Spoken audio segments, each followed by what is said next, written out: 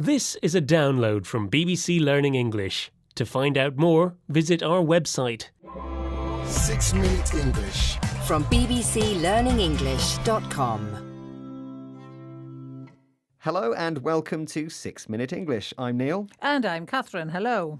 Hello, Catherine. I want to know what sort of things make you feel angry? Many things make me feel angry, Neil, but one thing that makes me regularly angry is when people put the wrong rubbish in the wrong bins. Yes, that makes me angry too. Does it? It's not very thoughtful, is it? Not really, no. So you may feel angry about people putting rubbish in the wrong bin, but do you get aggressive? That's behaving in an angry way, looking like you want to argue or even fight with someone. No, I don't really get aggressive about wheelie bins, to be honest. Well, I tend to control my anger too and keep calm, but I have been known to react, especially if someone's damaging some of my property. Wow, really? Yeah, I can't stand it. It comes out of the blue. It's completely unexpected. But I'm glad to say that I feel quite calm today. I'm glad to hear it, Neil. But today we are talking about aggression, and we'll look at what we can learn about human aggression by some examples from the animal kingdom. That's right. Now, are you ready to answer today's quiz question, In Catherine? a very calm and non-aggressive way, I would like you to give me the question. When attacked, what does a baboon typically do to show aggression? Does it A, beat its chest, B, yawn and show its teeth, or C, laugh and roll on the ground? Well, I'd love to think of an angry baboon laughing and rolling on the ground, but I'm going to go for B, yawn and show its teeth. Okay, well, we'll see if you're right or wrong a bit later on. Now, Catherine, how do you usually act when you're angry or upset about something? I generally let people know how I feel, to be honest. I don't go over the top and hit people, but I don't sulk about things. And sulk means when you refuse to smile or speak because you want to let people know you're upset about something. Ah, yes, sulking is quite childish, isn't it, It Catherine? is childish. Are you a sulker, Neil? I don't sulk, I don't think. But as I said, I don't often get angry. I'm a very well-balanced and grounded person, Catherine. Really? Very good. I'm pleased to hear it, Neil. Anyway, well-balanced means sensible and in control of your emotions.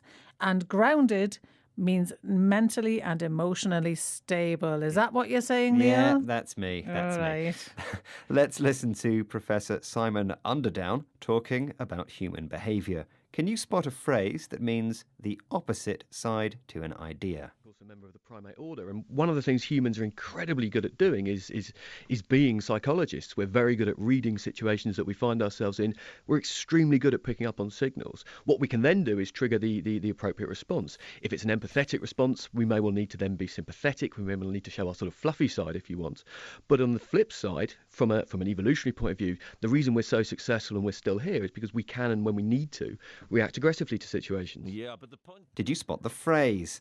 Flip side means the opposite side of an idea, and being aggressive is the flip side of being fluffy and sympathetic. And fluffy is an adjective that we often use to describe soft animal fur or feathers on young animals or soft toys for children.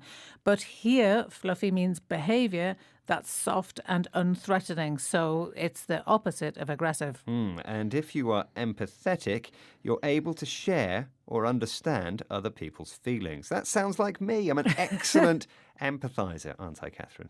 And Neil, you are absolutely, totally full of empathy.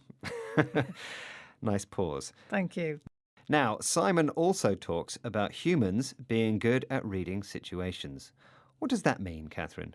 It means understanding what's going on. For example, if a male gorilla is screaming and breaking branches, other gorillas will probably see this as a show of aggression.